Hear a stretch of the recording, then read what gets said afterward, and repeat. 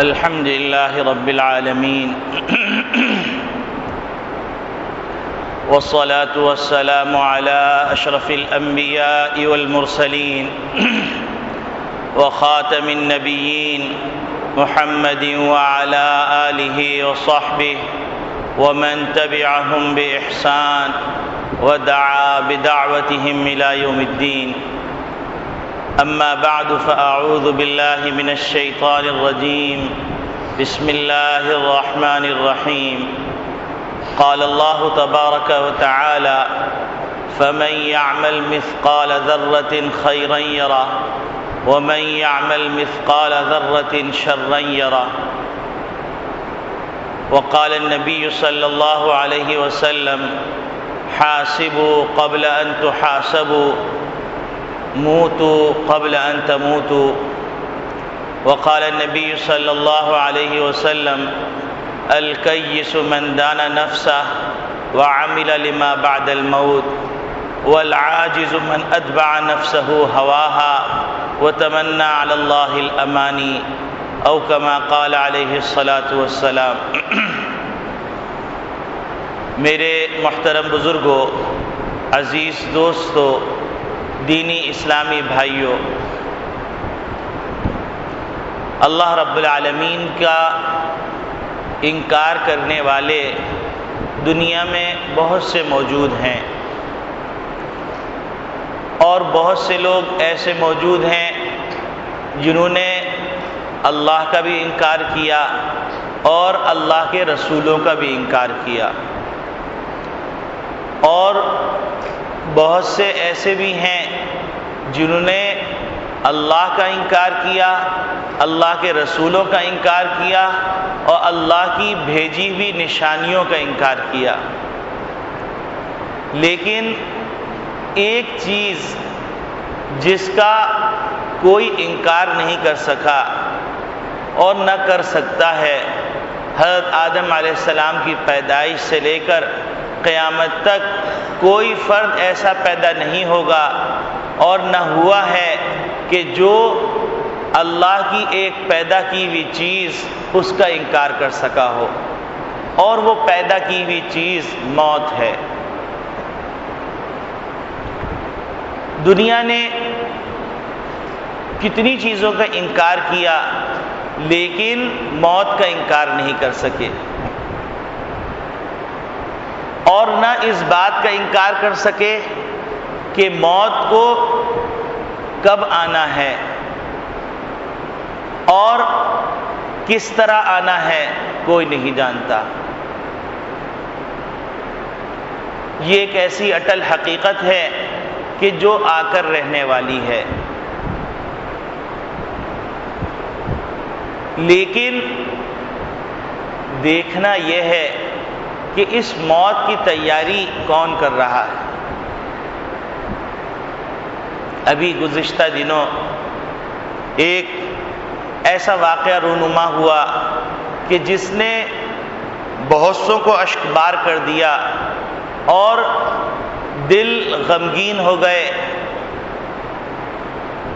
آنکھوں سے آنسو بہنے لگے، اور بعض ان مسافروں میں ایسے مسافر تھے کہ جن کی نئی زندگی کا آغاز ہوئے 4 دن ہی ہوئے تھے. کن ارمانوں سے وہ سفر پر روانہ ہوئے، اور پھر وہ سفر پر روانہ ہو کر اتنا آگے نکل گئے کہ جہاں سے واپسی نہیں ہے.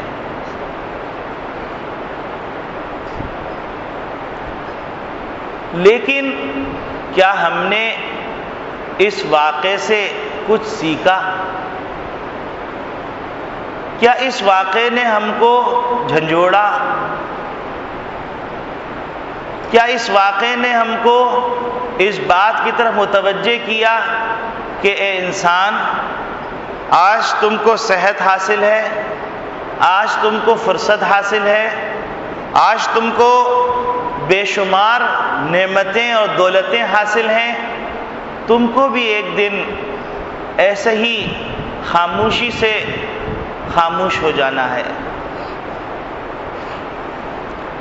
کیا تم نے اس سفر کی کوئی تیاری کی ہے یا اس تیاری کے حوالے سے کچھ سوچا؟ کیا تمہارے دل کے اندر کوئی اچھائی کا داعیہ پیدا ہوا؟ کیا تم نے اپنی زندگی کا محاسبہ کیا؟ کیا تم نے سوچا کہ یہ جو مسلمان بھائی بہنیں جو ہنستے کھیلتے گھر سے روانہ ہوئے اور ایسے خاموش ہو گئے کہ ان کی آواز بھی سنائی نہیں دیتی، کس ارمانوں سے ماں اپنی بیٹی کو رخصت کر کے گئی ہوگی اور کس ارمان سے دولہا دلہن کے اس جوڑے کو رخصت کیا گیا ہوگا، لیکن کیا کبھی ہم نے یہ سوچا کہ ہم بھی اسی طرح رخصت ہو جائیں گے؟ دنیا کے اندر اگر کبھی کوئی معاملہ پیش آ جائے تو اس کے اصلاح کے امکانات موجود ہیں، کیونکہ آدمی دنیا میں موجود ہے، کیونکہ آدمی کے پاس اس کام کو درست کرنے کا موقع ہے۔ مثلا کوئی آدمی امتحان میں فیل ہو جائے تو اس کو موقع ہے کہ دوبارہ امتحان دے لے، کوئی آدمی کاروبار میں ناکام ہو جائے تو اس کے پاس موقع ہے کہ وہ دوبارہ محنت کرے، دوبارہ جستجو کرے، اللہ کامیابی دے دے۔ لیکن جو زندگی کی بازی ہار جائے اس آدمی کے پاس موقع نہیں ہے دوبارہ تیاری کرنے کا۔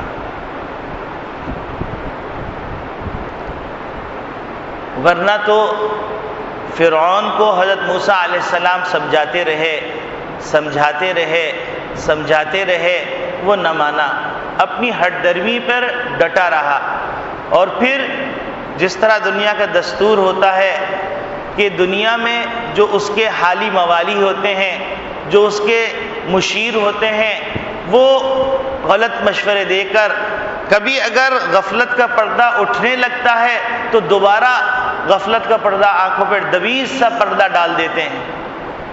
تو اسی طرح فرعون کو بہکاتے رہے، اور وقت جب آیا تو فرعون کے سامنے جب حقیقت آشکارا ہو گئی اور اس کو یہ پتہ چل گیا کہ میں زندگی کی بازی ہار رہا ہوں، تو اس وقت اس نے کہا تھا کہ میں ایمان لے کے آ گیا رب موسیٰ اور رب ہارون پر، اور اس پروردگار پر ایمان لے کے آ گیا جس پر بنو اسرائیل ایمان لے کے آئے۔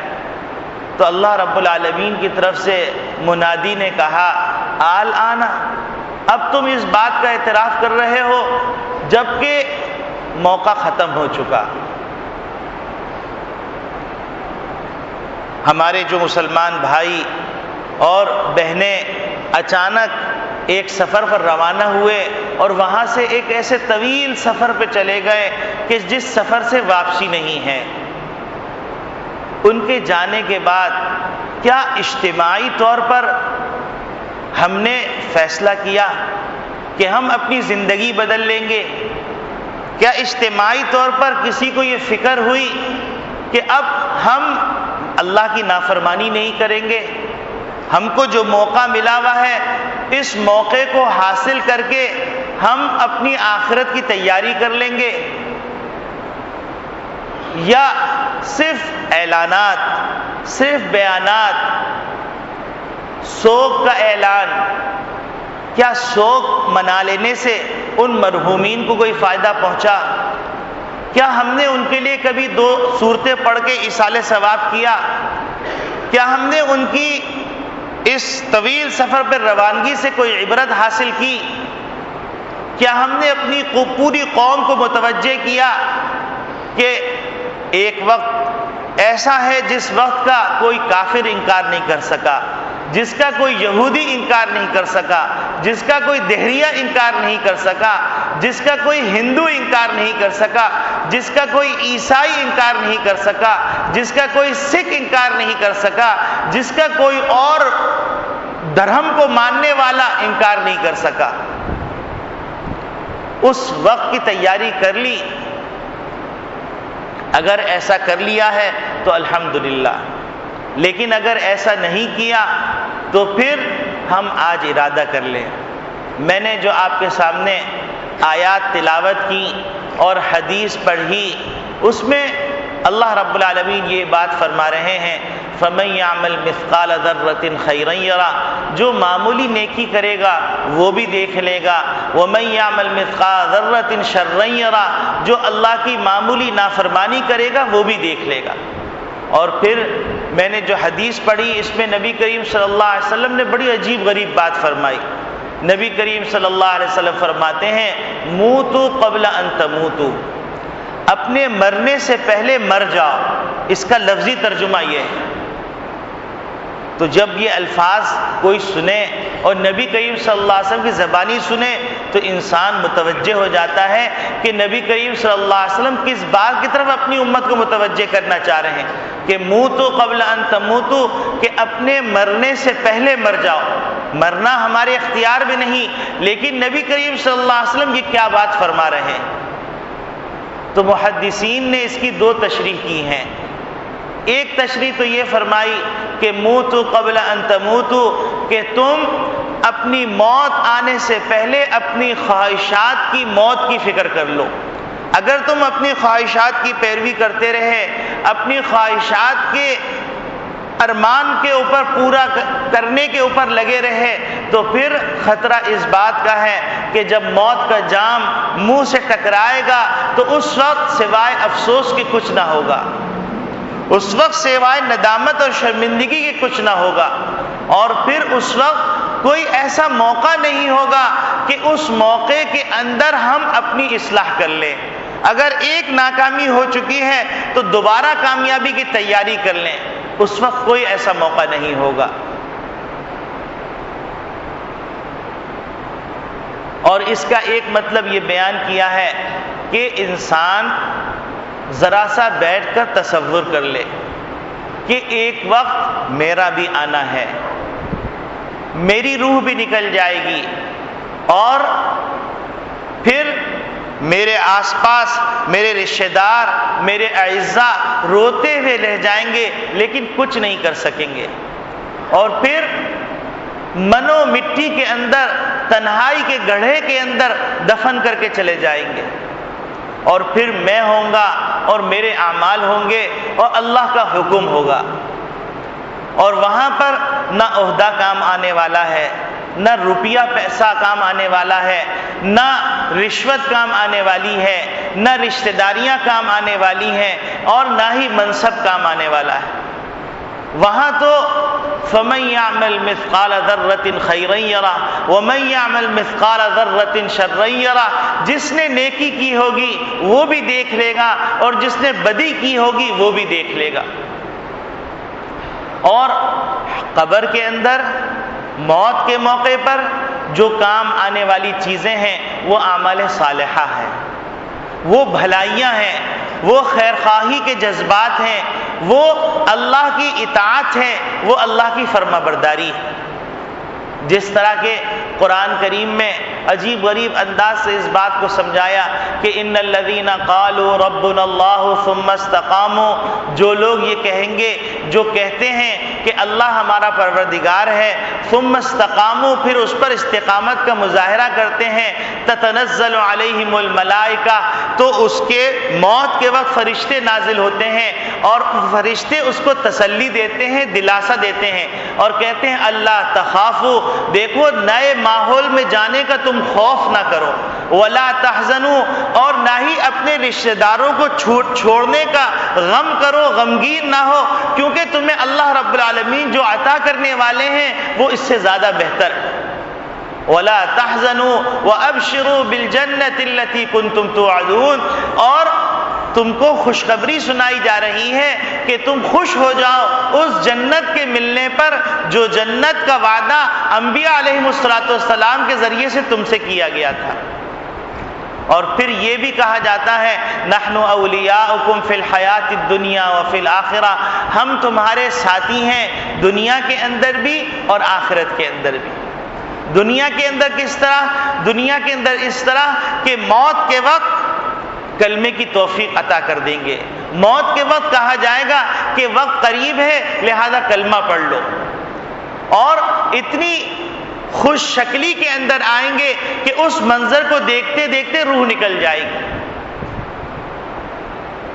اور پھر کہا جاتا ہے نزلا من غفور الرحیم، یہ پروردگار کی مہمانی ہے، یہ پروردگار کی طرف سے ایک ابتدائی تحفہ ہے، اور تم کو کیا ملنے والا ہے؟ وَلَكُمْ فِيهَا مَا تَشْتَهِي أَنفُسُكُمْ وَلَكُمْ فِيهَا مَا تَدَّعُونَ، جس کا تم چاہو گے وہ کچھ تم کو مل جائے گا، اور جس چیز کی تم درخواست کرو گے وہ پوری کر دی جائے گی۔ اور پھر جب اللہ کا بندہ قبر کے اندر رکھا جاتا ہے تو وہاں پر بھی اس کی نیکیاں کام آتی ہیں، کہ اس وحشت کے گھڑے کے اندر آدمی وحشت میں پریشانی کے عالم میں ہوگا کہ اتنے میں کیا دیکھے گا کہ ایک نورانی چہرہ نور کی حالت کے اندر سامنے سے آ رہا ہے، تو وہ تعجب سے دیکھتا رہ جائے گا۔ جب وہ نورانی چہرہ قریب آئے گا تو قریب آنے کے بعد وہ پوچھے گا من انت، تم کون ہو؟ تو وہ یہ کہے گا کیا تم مجھے بھول گئے؟ انا عملک الصالح، میں تمہارا نیک عمل ہوں، جو آج مجسم شکل کے اندر اس تنہائی کے گڑھے کے اندر تمہاری وحشت کو ختم کرنے کے لیے آیا ہوں۔ اور پھر اس کے بعد جب عذاب آئے گا سر کی طرف سے تو اللہ رب العالمین کا جو کلمہ ہے وہ اس کو روک دے گا وہاں سے۔ جب سیدھی طرف سے آئے گا تو وہاں سے نماز روک دے گی، جب الٹی طرف سے آئے گا تو وہاں سے روزہ روک دے گا، جب پائنتی سے آئے گا تو وہاں صدقات خیرات روک دیں گے اور کہیں گے کہ تم یہاں سے نہیں آ سکتے اور اس کو آرام کرنے دو۔ تو میرے بھائیوں، میرے دوستوں، اتنا بڑا سانحہ ہو گیا، اور اتنا بڑا سانحہ ہونے کے بعد کیا ہمارے معمولات میں کوئی تبدیلی آئی؟ کیا ہم نے فلمیں دیکھنا چھوڑ دیا؟ کیا ہم نے معصیت کے راستوں کے ختم کرنے کا فیصلہ کر لیا؟ کیا ہم اپنی غفلت سے باہر آ گئے؟ کیا ہم نے اس بات کی تیاری کا عزم کر لیا کہ ہم کو اپنی موت کی تیاری کرنی ہے، ہمیں اب ایسے اعمال اختیار کرنے جو ہماری آخرت میں کام آنے والے ہیں؟ یہی بات نبی کریم صلی اللہ علیہ وسلم فرما رہے ہیں کہ موتو قبل ان تموتو، کہ اپنی موت آنے سے پہلے موت کی تیاری کر لو، موت آنے سے پہلے اپنی خواہشات کو مار ڈالو۔ اور اگر دیکھا جائے تو ہماری خواہشات دین کے اندر آنے کے بعد مرتی نہیں ہیں، بلکہ ان کو ایک اعتدال کے راستے پہ ڈال دیا جاتا ہے۔ بھوک کی خواہش ہے تو کہا جاتا ہے ضرور کھاؤ، جو دل چاہے کھاؤ، کلو واشربو، لیکن قید کیا لگا دی گئی؟ ولا تسرفو، اسراف نہ کرو، اور قید کیا لگا دی گئی؟ حرام نہ کھاؤ۔ ہم سے کہا گیا اچھے سے اچھا پہنو، لیکن اللہ کا شکر ادا کرو اور حرام پیسوں سے نہ پہنو۔ ہم سے کہا گیا کہ تمہارے اندر نفسانی خواہشات رکھی ہیں تو نفسانی خواہشات ضرور پورا کرو، 1 سے کرو، 2 سے کرو، 3 سے کرو، 4 سے کرو، لیکن حرام راستے سے نہ کرو۔ یعنی 1 شادی کر لو، 2 شادیاں کر لو، 3 کر لو، 4 کر لو، لیکن حرام راستہ اختیار نہ کرو۔ تو اسلام کے اندر آنے کے بعد ہم سے ہماری خواہشات چھوٹتی نہیں ہیں، بلکہ ایک منظم طریقے سے پوری کی جاتی ہیں، ایک توازن کے ساتھ ان کو پورا کیا جاتا ہے۔ تو نبی اکرم صلی اللہ علیہ وسلم جو بات فرما رہے ہیں کہ موتو قبل ان تموتو، کہ اپنی موت آنے سے پہلے اپنی موت کی تیاری کر لو یا اپنی خواہشات کو مار ڈالو جو غلط رخ سے آ رہی۔ اور پھر اللہ رب العالمین نے یہ احسان فرمایا کہ سال کے 12 مہینوں میں 1 مہینہ ایسا رکھا جس کے اندر اللہ رب العالمین نے ہماری تربیت کا انتظام کر دیا، اور وہ ہے رمضان المبارک کا مہینہ۔ اور اس مہینے کے اندر اللہ رب العالمین نے نہ صرف یہ کہ ہماری تربیت کا انتظام کیا، بلکہ نیکیوں کی قیمت بھی بڑھا دی۔ نفل کر رہے ہیں، فرض کا ثواب مل رہا ہے، 1 فرض ادا کر رہے ہیں، 70 فرائض کا ثواب دیا جا رہا ہے۔ تو اللہ کی مہربانی ہی مہربانی، اور قدم قدم پر معمولی بات پر بخششیں۔ ایک روزے دار کو ایک کھجور کھلا دیا بخشش، جنت کا وعدہ، جہنم سے خلاصی، ایک گھونٹ پانی پلا دیا روزے دار کو، جنت کا وعدہ، جہنم سے خلاصی، غمخواری کر لی، جنت کا وعدہ، حتیٰ کہ روزے دار سو رہا ہے عبادت کا ثواب دیا جا رہا۔ عجیب غریب اللہ رب العالمین نے تربیتی کیمپ لگایا۔ اور پھر اگر ہم دیکھیں تو بہت سارے واقعات کے اندر بہت سی عبرتیں ہیں۔ ماضی کے واقعات میں سے ایک واقعہ، ہارون رشید ایک بادشاہ گزرے، وہ عالم بھی تھے، فاضل بھی تھے، اور دین سے تعلق بھی رکھتے تھے، حرام حلال کو پہچانتے بھی تھے، بہت سی چیزیں تھیں ان کی۔ ایک موقع کے اوپر ان کے دربار میں ایک مجذوب بزرگ تھے، حضرت بہلول، وہ آیا کرتے تھے۔ حضرت بہلول رحمۃ اللہ علیہ مجذوب تھے اور ان کے کچھ رشتہ دار بھی تھے، تو یہ دونوں آپس میں جب وہ آتے تو حضرت ہارون رشید کی طرف سے حکم یہ تھا کہ ان کو آنے دو، ان کو روکو نہیں، جس وقت آئیں ان کو آنے کی اجازت ہے۔ اور پھر ان کے ساتھ بیٹھ کے وہ کبھی کبھی دل لگی کیا کرتے۔ ایک دفعہ حضرت بہلول تشریف لائے تو تشریف لانے کے بعد بیٹھ گئے، ہارون رشید رحمۃ اللہ علیہ کے ہاتھ میں ایک چھوٹی سی چھڑی تھی، تو ہارون رشید نے بہلول سے کہا، بہلول یہ ایک امانت ہے، تم اس کو رکھ لو، تم کوئی بیوقوف جو ملے جو سب سے زیادہ دنیا میں بیوقوف ہو اس کو یہ چھڑی حوالے کر دینا۔ بہلول کو یہ مذاق کے اندر کہہ یہ رہے تھے کہ تم سے زیادہ بیوقوف کون ہوگا، تم ہی اس کے حقدار ہو۔ حضرت بہلول نے وہ چھڑی خاموشی سے اپنے پاس رکھ لی۔ اس طرح وقت گزرتا گیا، وقت گزرتا گیا، وقت گزرتا گیا، حتیٰ کہ کچھ وقت کے بعد اطلاع ملی کہ ہارون رشید بیمار ہیں، ان کا مرض بڑھتا جا رہا ہے اور کسی طرح علاج نہیں ہو رہا۔ تو حضرت بہلول عیادت کے لیے تشریف لے گئے، اللہ والے ہوتے ہیں، وہ عیادت کے لیے تشریف لے گئے۔ تشریف لے جانے کے بعد پوچھا کیسی طبیعت ہے، تو ہارون رشید نے کہا کہ طبیعت ناساز ہے۔ تو انہوں نے کہا کہ کوئی دوا سے فائدہ ہو رہا ہے؟ کہنے لگے فائدہ تو کچھ نہیں ہو رہا، بس اب یہ سمجھو ہمارا چل چلاؤ ہے۔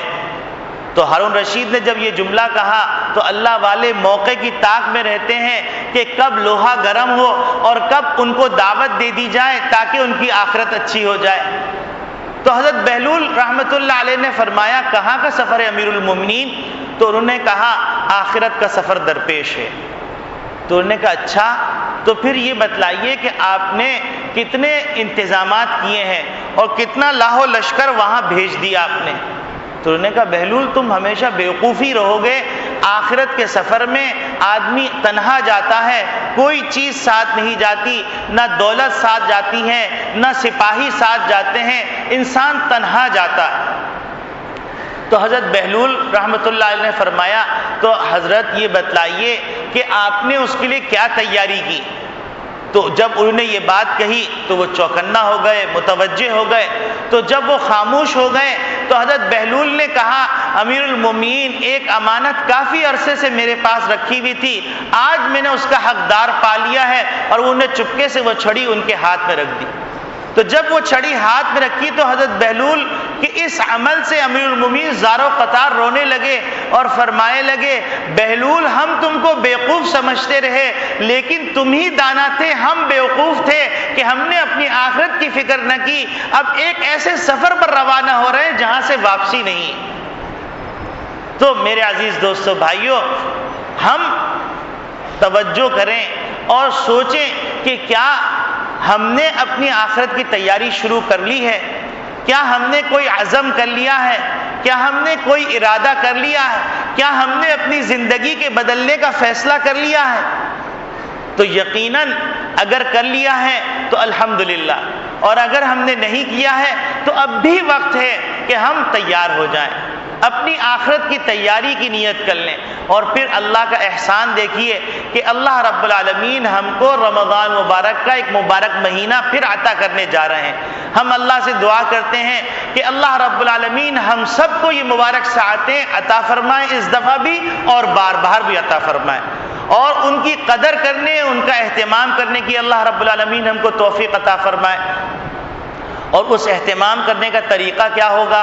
اس اہتمام کرنے کا طریقہ یہ ہوگا کہ ہم سب سے پہلے پورے اپنی زندگی کا استحضار کریں، اور استحضار کرنے کے بعد ہم اندازہ لگائیں کہ ہم نے کتنی اللہ کی نافرمانیاں کی ہیں۔ ایک ایک چیز کو سوچیں، اور پھر یہ سوچیں کہ ہم نے اللہ کے بندوں کو کتنی تکلیف پہنچائی ہے۔ ان باتوں کو سوچنے کے بعد پھر 3 شرائط کو پورا کریں۔ 3 شرائط کو پورا کرنے کا طریقہ کیا ہے؟ ایک شرط تو یہ ہے ان یقلع عن المعصیہ، کہ آدمی اپنے گناہ کو چھوڑ دے، جس گناہ کے اندر مبتلا ہے اس گناہ کو چھوڑ دے۔ اور چھوڑنے کا طریقہ کیا ہے؟ پکا ارادہ کر لے کہ میں یہ گناہ نہیں کروں گا، اب اس کے بعد اس گناہ کی طرف نہیں پھٹکوں گا۔ دنیا کے اندر ایسے بھی لوگ وجود میں آ گئے ہیں کہ 17 سال سے گناہ کے اندر مبتلا ہیں اور اس گناہ پر ندامت اور شرمندگی نہیں۔ مثلا ناجائز تعلقات ہیں، اس ناجائز تعلقات پر شرمندگی نہیں، اور دوست احباب کے اندر بڑے تفریح سے اس کا تذکرہ ہوتا ہے، تفریح سے اس کا تذکرہ کیا جاتا ہے، اور ان باتوں کو باقاعدہ فخریہ طور پر بیان کیا جاتا ہے۔ ایسے عجیب غریب دنیا میں لوگ بھی ہیں۔ شراب یہ گناہ کبیرہ ہے، اور اگر حلال سمجھ کے پی جائے تو ایمان سے خارج ہونے کا خطرہ ہے۔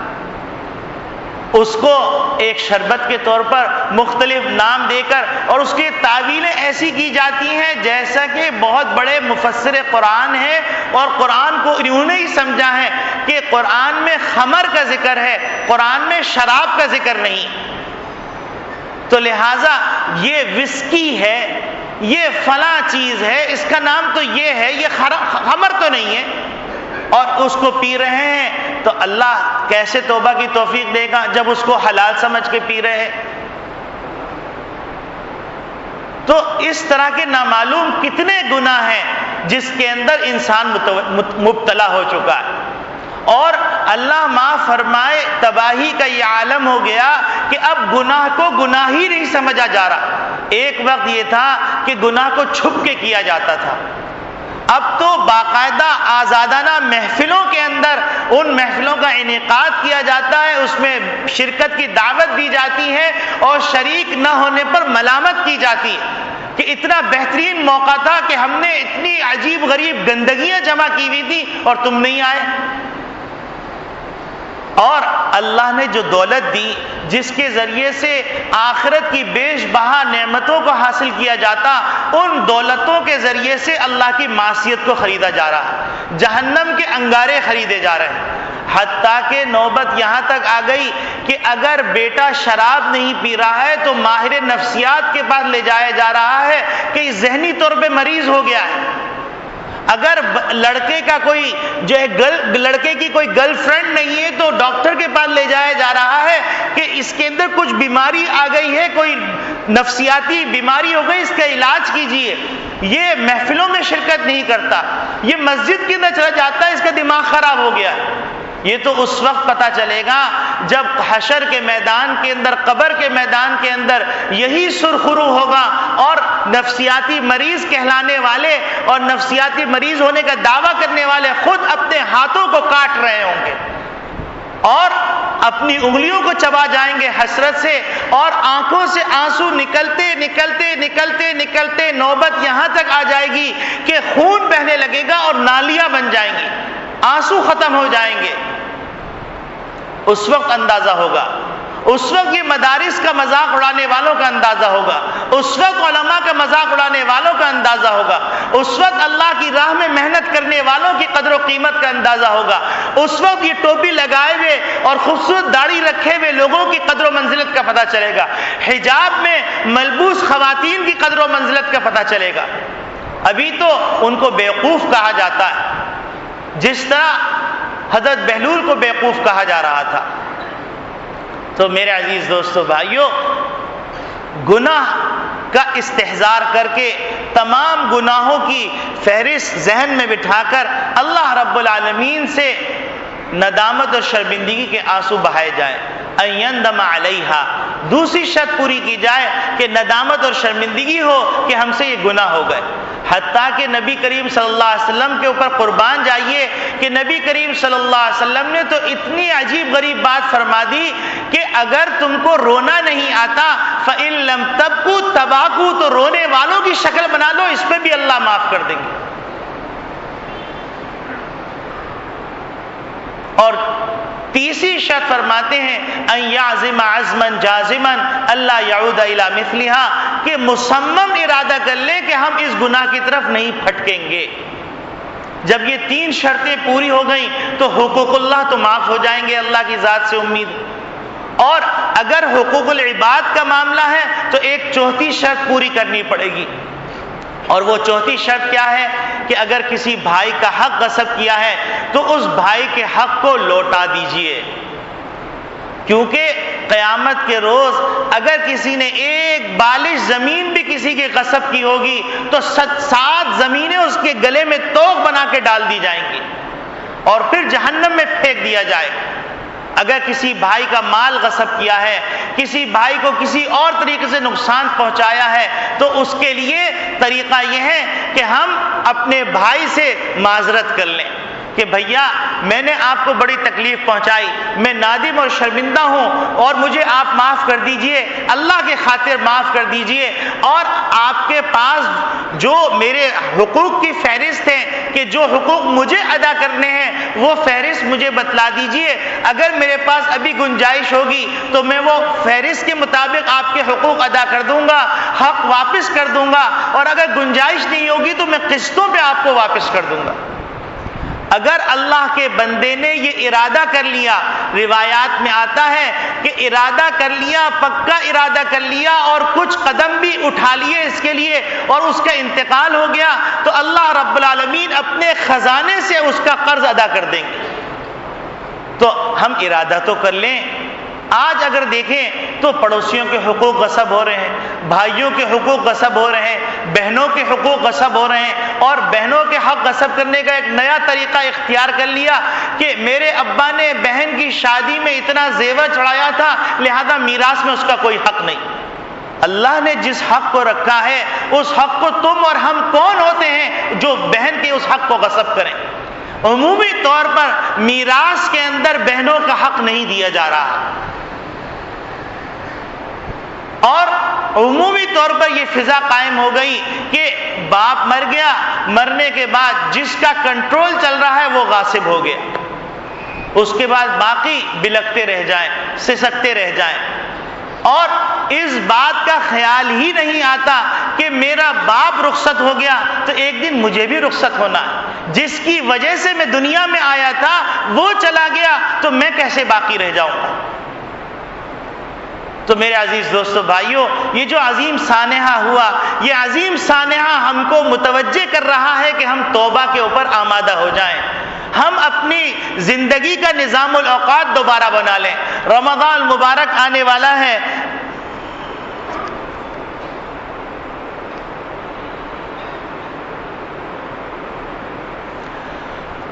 تو میں یہ عرض کر رہا تھا کہ رمضان مبارک آنے والا ہے، اس رمضان مبارک کے اہتمام کے لیے ہم اپنا نظام الاوقات بنا لیں۔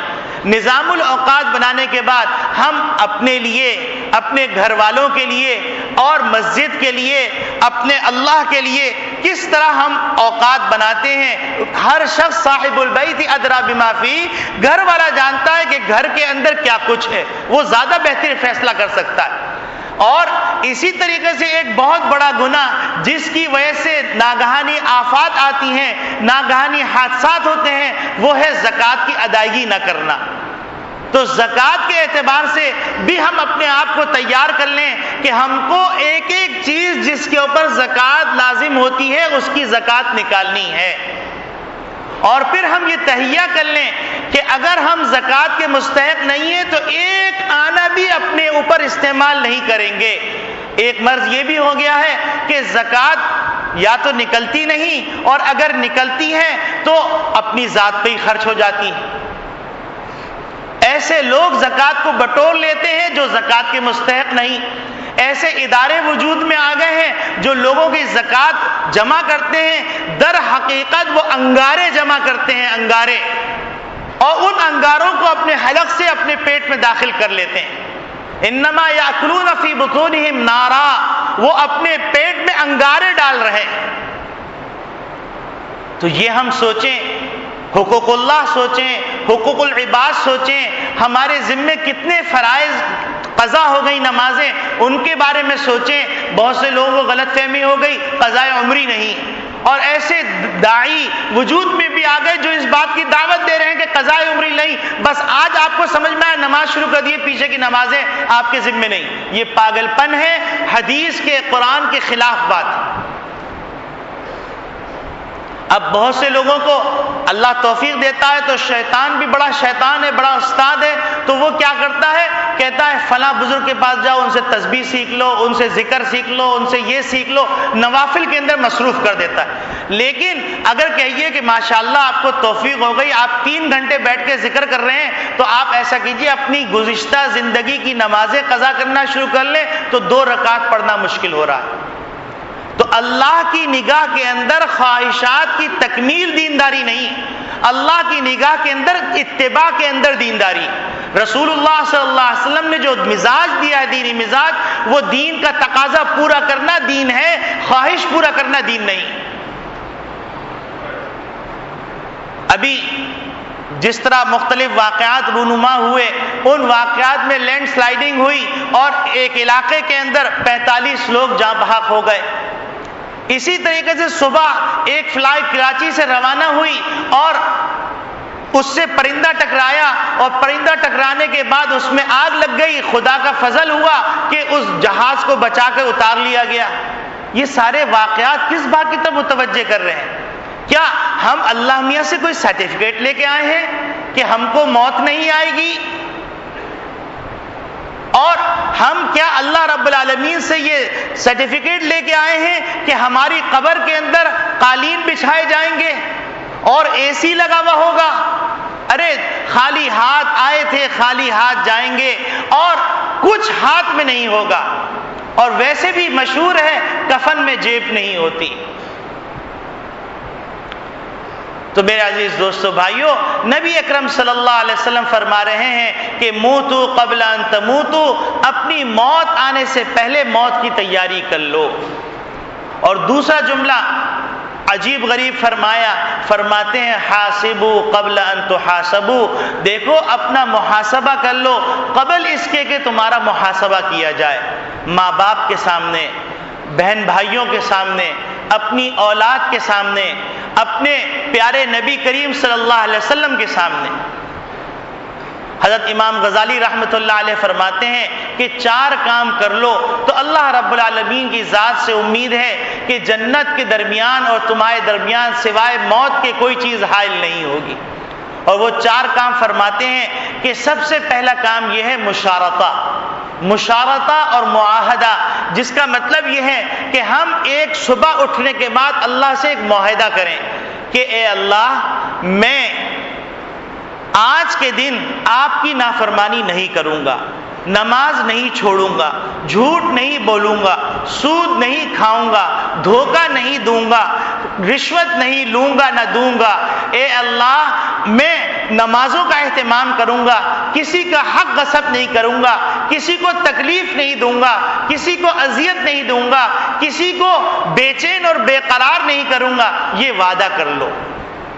حضرت ڈاکٹر عبدالحی صاحب رحمۃ اللہ علیہ فرماتے ہیں اس کے بعد ایک کام اور کر لو، اور وہ کام ہے اللہ سے دعا کر لو کہ اے اللہ، میرے بس کے اندر شرط اور معاہدہ تھا وہ میں نے کر لیا، باقی اس معاہدے پہ ثابت قدمی اور توفیق آپ کی طرف سے ملنے کی ہے، تو اے اللہ مجھے توفیق عطا فرما دیجئے اور اس معاہدے پہ قائم رہنے کی توفیق عطا فرما دیجئے۔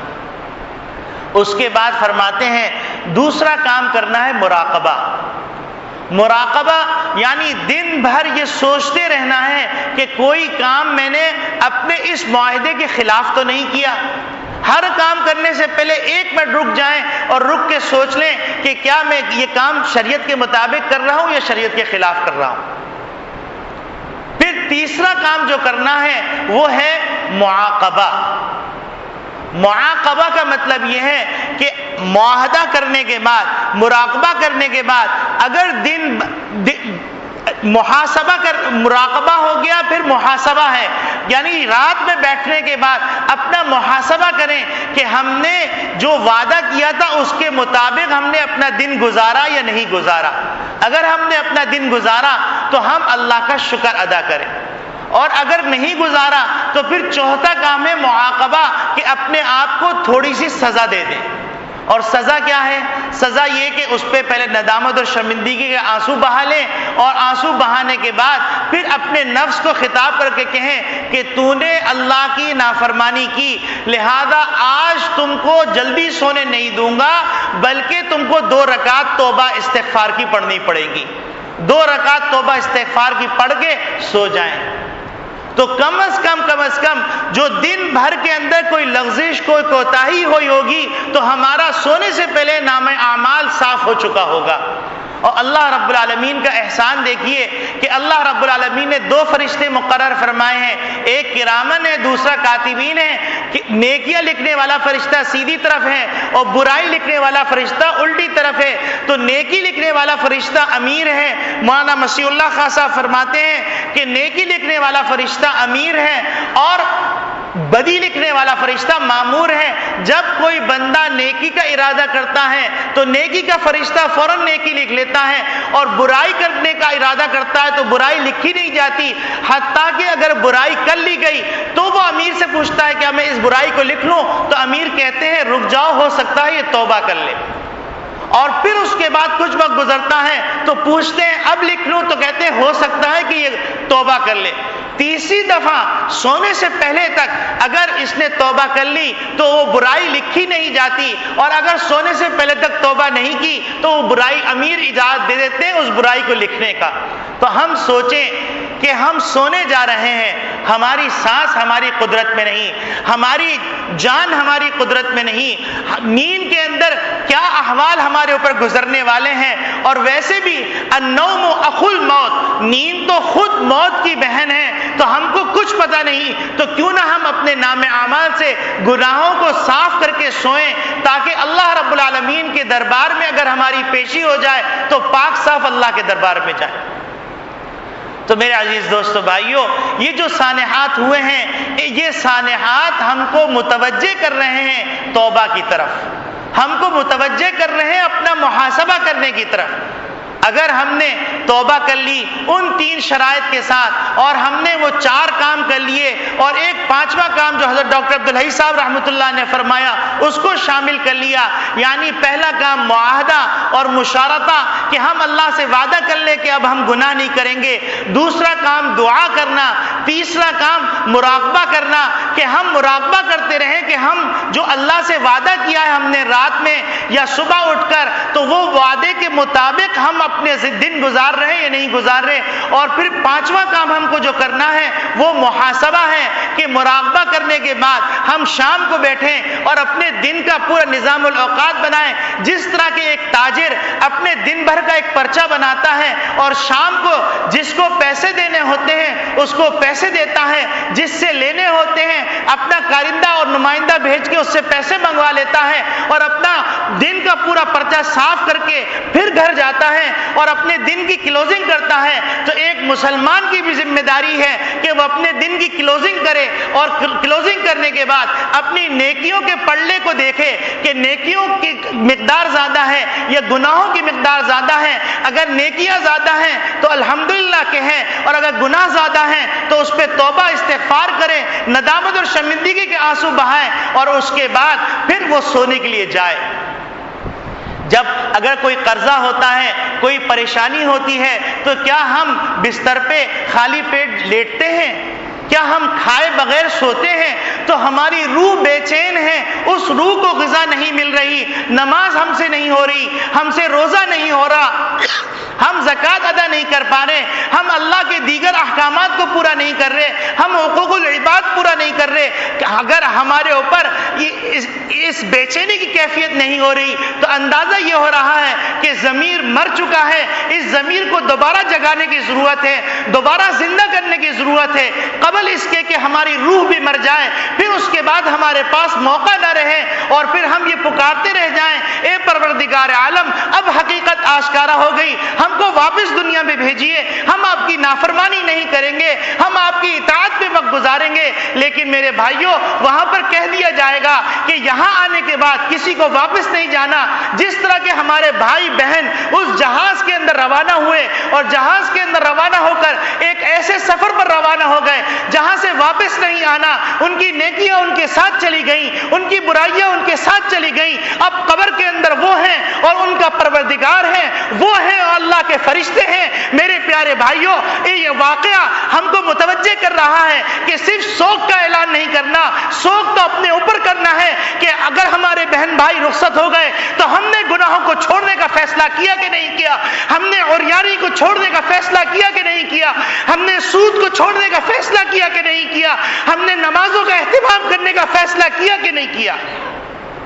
اگر ہم نے کر لیا تو ہم یقیناً حقدار ہیں کہ ہم اس دنیا میں جئیں، اور اگر ہم نے فیصلہ نہیں کیا تو اللہ کی نگاہ کے اندر یاد رکھیے اس کی کوئی حیثیت نہیں کہ جانور بن کے جئیں یا خنزیر بن کے جئیں یا کتا بن کے جئیں۔ اللہ رب العالمین ہم سب کو اپنی آخرت کی تیاری کرنے کی توفیق عطا فرما دے اور ہم کو توبہ کی توفیق عطا فرما دے۔ اللہ رب العالمین جو لوگ دنیا سے جا چکے ہیں ان کی بال بال مغفرت فرمائے۔ میں آپ لوگوں سے درخواست کروں گا کہ چونکہ ایک عظیم سانحہ رونما ہوا ہمارے ملک کے اندر، تو ہم ایک دفعہ سورہ فاتحہ 3 دفعہ سورہ اخلاص پڑھ لیتے ہیں اور ان مرحومین کو ایصال ثواب کر دیتے ہیں، اور کیونکہ یہی چیز ان کے کام آنے والی ہے۔ ہیلی کاپٹر کے اوپر جائزہ لینے سے کوئی ان کو فائدہ نہیں پہنچنے کا، جھوٹے دعوے اور اعلانات کرنے کا، سوگ کا اعلان کرنے کا ان کو کوئی فائدہ پہنچنے کا نہیں۔ ان کو جو فائدہ پہنچے گا، جو ابھی ہم قرآن کریم پڑھ کے ان کو ایصال ثواب کریں گے، اس کا فائدہ پہنچے گا، اور کل کو ہمیں بھی ضرورت ہونے والی ہے، اور ہمارے بھی اعمال جب بند ہو جائیں گے تو ہمارے لیے بھی کوئی ہاتھ اٹھا کے دعا کر لے گا، تو لہذا ہم اس کے لیے دعا کر لیں۔ ایک دفعہ سورہ فاتحہ 3 دفعہ سورہ اخلاص پڑھ لیں۔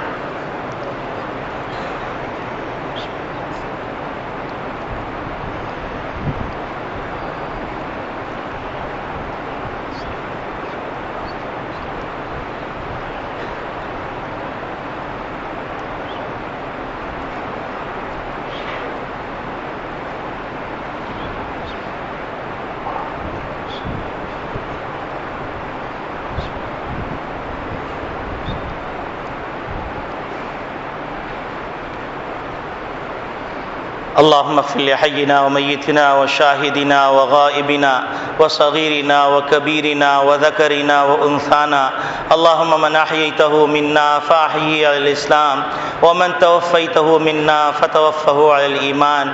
یا اللہ یا ارحم الراحمین، ہمارے جو مسلمان بھائی بہنیں ناگہانی حادثات کا شکار ہو گئے، اے اللہ ان کی بال بال مغفرت فرما دیجئے۔ اے اللہ ان کے لیے آپ کے سوا، آپ کے سہارے کے سوا کوئی سہارا نہیں۔ اے اللہ وہ انسان تھے، اے اللہ ان کے اندر تقاضۂ بشریہ بھی تھا، اے اللہ ان سے جو کوتاہیاں اور لغزشیں ہو گئی ہوں، اے اللہ ان کو معاف فرما دیجئے۔ اے اللہ اے اکرم الاکرمین، ہم کو بھی آخرت کی تیاری کرنے کی توفیق عطا فرما دیجئے۔ اے اللہ ہم آپ سے پکا وعدہ کرتے ہیں، سچا وعدہ کرتے ہیں کہ اے اللہ آج کے بعد سے ہم آپ کی نافرمانی نہیں کریں گے، اے اللہ تیرے نافرمانی نہیں کریں گے۔ اے پروردگار عالم، ہمارے پیشانی کے بالوں کو پکڑ پکڑ کر، اے اللہ ہمارے بال بچوں کے پیشانی کے بالوں کو پکڑ پکڑ کے، اے اللہ ہمارے بہن بھائیوں کے بالوں کو، پیشانی کے بالوں کو پکڑ پکڑ کے، اے اللہ ہدایت کے راستے پہ ڈال دیجئے، اے اللہ ہم کو ہدایت پہ ڈال دیجئے، اے اللہ جو مسلمان بھائی رخصت ہو گئے، اے اللہ یہ جو ہم نے سورہ فاتحہ پڑھی، سورہ اخلاص پڑھی، اے اللہ اس کا ثواب ان کو عطا فرما دیجئے، اے اللہ ان کی قبر کو جنت کے باغات میں سے ایک باغ بنا دیجئے، اے اللہ ان کو معاف فرما دیجئے، اے اللہ اے اکرم الاکرمین ہم سب کو اسلام پہ زندہ رکھیے، ایمان پہ خاتمہ فرمائیے، اے اللہ ناگہانی آفات، ناگہانی حادثات، ناگہانی اموات سے ہم سب کو محفوظ فرما دیجئے، اے اللہ جو لوگ سفر پہ جا رہے ہیں یا سفر سے آ رہے ہیں، اے اللہ ان سب کی حفاظت فرما، اے اللہ دنیا کے کسی خطے میں بھی سفر کر رہے ہیں، اے اللہ ان سب کی حفاظت فرما، اے اللہ زمین پر بھی حفاظت فرما، اے اللہ آسمان پہ بھی حفاظت فرما، اے اللہ اے اکرم الاکرمین ہم سب کی دائیں بائیں اوپر نیچے ہر طرف سے حفاظت فرما، اے اللہ آپ کی حفاظت کے بغیر کوئی حفاظت نہیں ہے، اے اللہ تو ہی محافظ ہے، اے اللہ تو ہی حفیظ ہے، اے اللہ تو ہی حفاظت کرنے والا ہے، اے اللہ ہم سب کی جان مال عزت آبرو کی حفاظت فرما دیجئے، اے اللہ ہمارے ملک کی حفاظت فرما دیجئے، اے اللہ ہمارے شہروں کی حفاظت فرما دیجئے، اے اللہ ہمارے ماؤں بہنوں اور بچیوں کی حفاظت فرما دیجئے، اے اللہ ہماری ان دعاؤں کو محض اپنے فضل و کرم سے قبول فرما لیجئے۔